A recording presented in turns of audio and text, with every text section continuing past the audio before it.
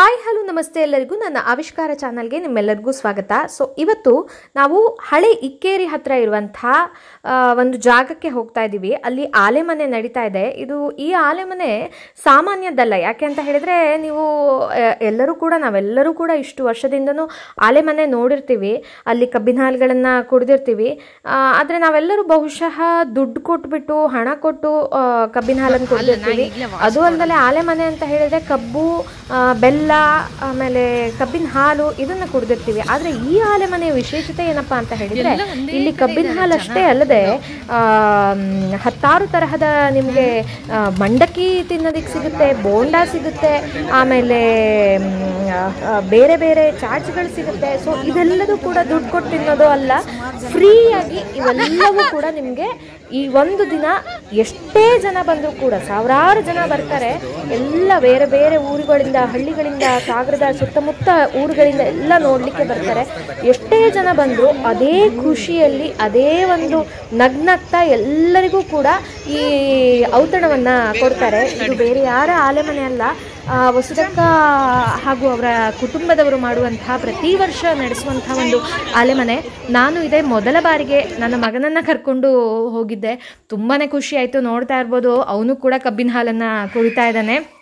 ಅಷ್ಟೇ ಅಲ್ಲ, ಮೆಣಸಿನಕಾಯಿ ಬೋಂಡ ಇರ್ಬೋದು, ಗಿರ್ಮಿಟ್ ಮಂಡಕ್ಕಿ, ಮಸಾಲೆ ಮಂಡಕ್ಕಿ, ಕಂಡಿದ್ದು ಏನು ಬೇಕೋ ಅದೆಲ್ಲವೂ ಕೂಡ ಸಿಗ್ತಾ ಇದೆ. ತುಂಬಾ ಖುಷಿಯಾಗಿ ಈ ಆಲೆಮನೆಯನ್ನು ನೋಡಿ ಹತ್ತಾರು ಜನ, ಸಾವಿರಾರು ಜನ ಬರ್ತಾರೆ. 6 ಗಂಟೆಗೆ ಶುರು ಆಗುತ್ತೆ.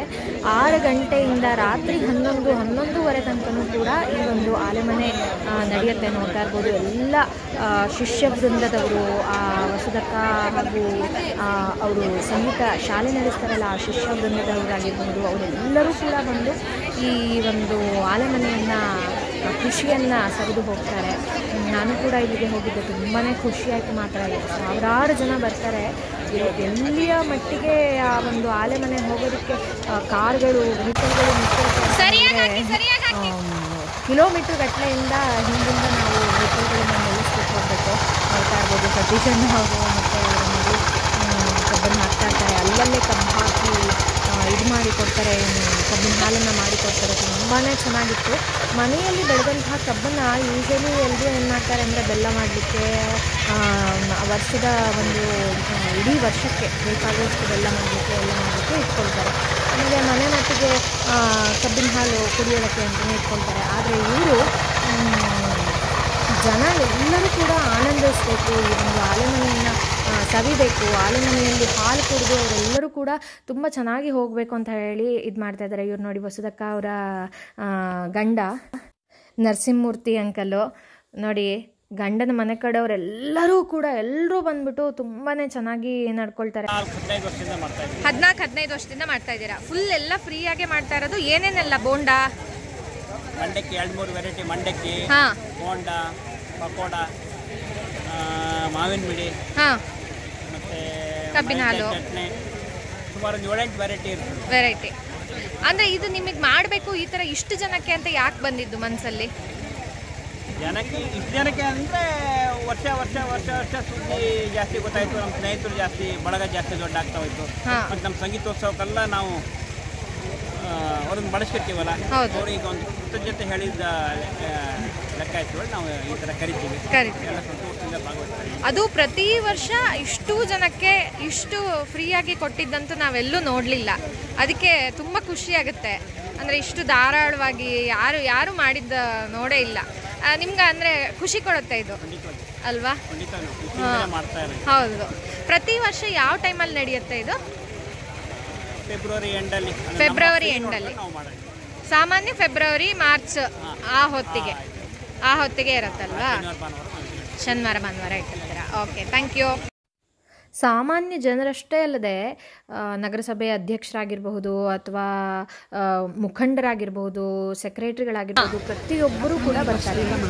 ಹಾಂ, ನಾವು 25 ವರ್ಷದಿಂದ ಸಂಗೀತೋತ್ಸವ ಮಾಡ್ತಾ ಇದ್ದೇವೆ.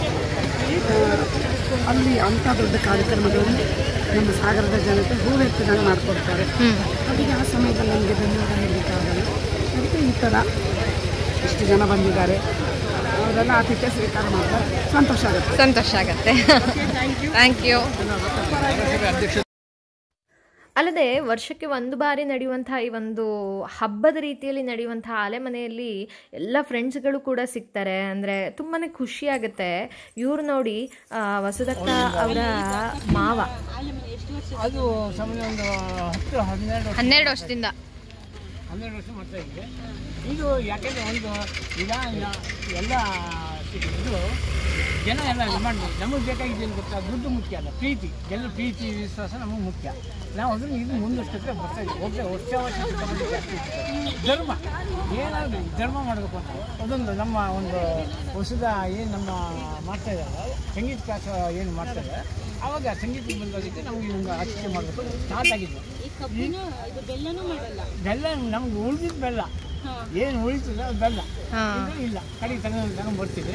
ಆದರೆ ಆಲೆಮನೆ ಮಾತ್ರ ನಾವು ಎಲ್ಲರೂ ಪ್ರೀತಿ ವಿಶ್ವಾಸ ಜನ ಕುಡ್ಕೊಳ್ಳಿ ತಿಂದು ಹೇಳಿ ಅಷ್ಟು ವ್ಯವಸ್ಥೆ ನಾವು ಮಾಡ್ತಾ ಇದ್ವಿ. ಇದು ಹಿಂದಿಂದಲೂ ಮಾಡ್ತಾ ಇದ್ವಿ. ಎಷ್ಟು ವರ್ಷ ಆಯ್ತು? 12 ವರ್ಷ 13 ವರ್ಷ ಮಾಡ್ತಾ ಇದ್ವಿ. ಇದೇ ವರ್ಷಕ್ಕೊಂದು ಸರಿ ಮಾಡ್ತೀವಿ.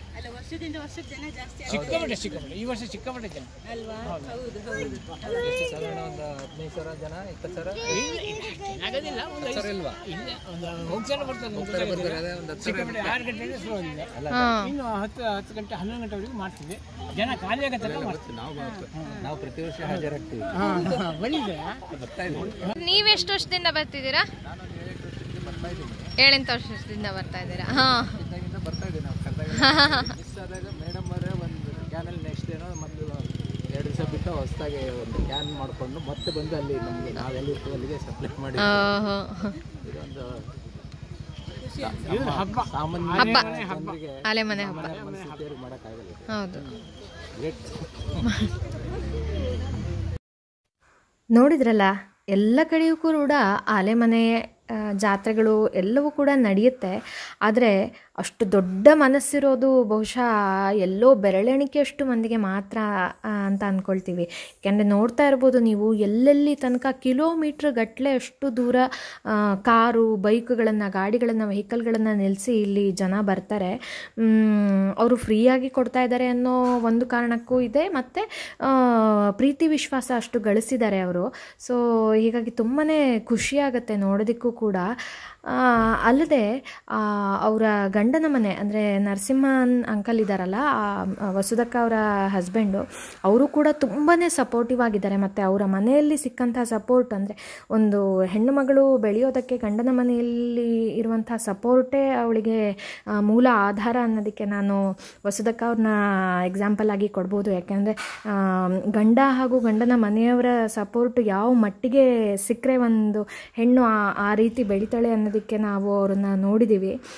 ತುಂಬಾ ಖುಷಿಯಾಯಿತು. ನೀವು ಕೂಡ ಸಾಗರದಲ್ಲಿದ್ದರೆ, ಸಾಗರದ ಹತ್ತಿರದಲ್ಲಿದ್ದರೆ, ಆದರೆ ಮುಂದಿನ ವರ್ಷ ಆದರೂ ಈ ಒಂದು ಆಲೆಮನೆಯನ್ನು ನೋಡಿ ಆನಂದಿಸಿ. ಹಾಗೂ ನನ್ನ ಈ ವಿಡಿಯೋ ಇಷ್ಟ ಆದರೆ ನನ್ನ ಆವಿಷ್ಕಾರ ಚಾನಲ್ನ ಲೈಕ್, ಸಬ್ಸ್ಕ್ರೈಬ್ ಮಾಡೋದನ್ನು ಮರಿಬೇಡಿ.